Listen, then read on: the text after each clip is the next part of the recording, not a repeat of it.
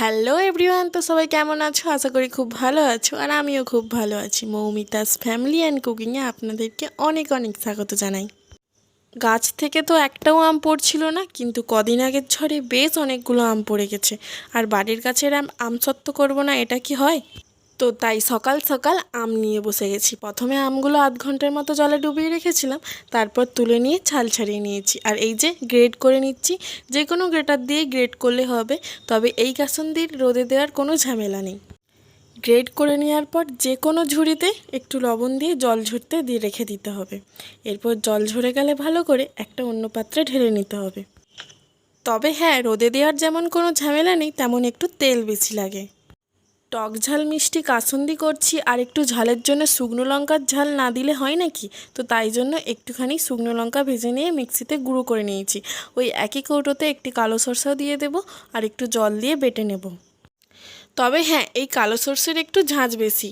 ঝাঁঝের জন্যই তো কাসুন্দিটা আরও ভালো লাগে। আর দিয়েছি জিরে গুঁড়ো, লঙ্কা গুঁড়ো, হলুদ গুঁড়ো, গোলমরিচ গুঁড়ো, ধনে গুঁড়ো। এরপর যে সরষেটা বেটে রেখেছিলাম সেটা দিয়ে দেব, আর একটু লবণও দেব। আর একদিকে কড়াইতে একটু সর্ষের তেলও গরম বসিয়ে দিয়েছিলাম। এরপর ওর মধ্যে গরম তেলটা দিয়ে দেব, সব কিছু ভালো করে মিশিয়ে নেব। আর হ্যাঁ, স্বাদ মতো একটু চিনিও দিও। আচার না ঠান্ডা হওয়া পর্যন্ত একদমও জারে ভরবে না। আর যেই জারে ভরবে সেই জারে আগে একটু তেল দিয়ে দেবে, তারপর আচারটা দেবে, তাহলে আচারটা ভালো থাকবে। এইবার চলে আসি টক ঝাল মিষ্টি আমসত্ত্বতে। এই আমসত্ত্ব যে কোনো টক ঝাল মিষ্টি ক্যান্ডির থেকে খেতে ভালো হয়। তো সবার প্রথমে আমের ছাল ছাড়িয়ে নিয়েছি আর কেটে নিয়েছি। এরপর সসপ্যানে একটু জল বসিয়ে আমগুলো লবণ দিয়ে সেদ্ধ করে নেব। একটা চুবড়ির মধ্যে ঢেলে এই রকমভাবে চামচ দিয়ে চিপে নেব, এতে আমের আঁতিগুলো পড়ে যাবে আর চিবড়েগুলো ফেলে দেব। এরপর একটা সসপ্যানের মধ্যে আমের আঁতিগুলো নিয়ে নেব, আর ওতে দেব একটু চিনি, লবণ।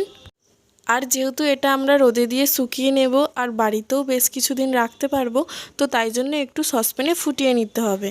আর বাড়িতেই একটু শুকনো লঙ্কা ভেজে নিয়ে চিলি ফ্লেক্স বানিয়ে রেখেছিলাম, তো তাকেও একটু দেব। আর দেব জিরে গুঁড়ো, গোলমরিচ গুঁড়ো, সব কিছু দিয়ে বেশ খানিকক্ষণ একটু ফুটিয়ে নেব। এরপর যেই থালাতে ঢালবো আগে একটু সর্ষের তেল দিয়ে দেব। তেলটা ভালো করে থালার মধ্যে মাখিয়ে দেব। এরপর আমসত্ত্বটা ওর মধ্যে ঢেলে দেব। রোদে শুকিয়ে নেব একদিনের মতো। এখন যা রোদের তাপ, একদিনেই ভালো করে শুকিয়ে যাবে। আমি এর মধ্যে কোনো ফুড কালার ব্যবহার করিনি, তোমরা চাইলেই করতে পারো, কিন্তু এমনি এর কালারটা খুব সুন্দর এসেছে। আর রেসিপি ভালো লাগলে সাবস্ক্রাইব করে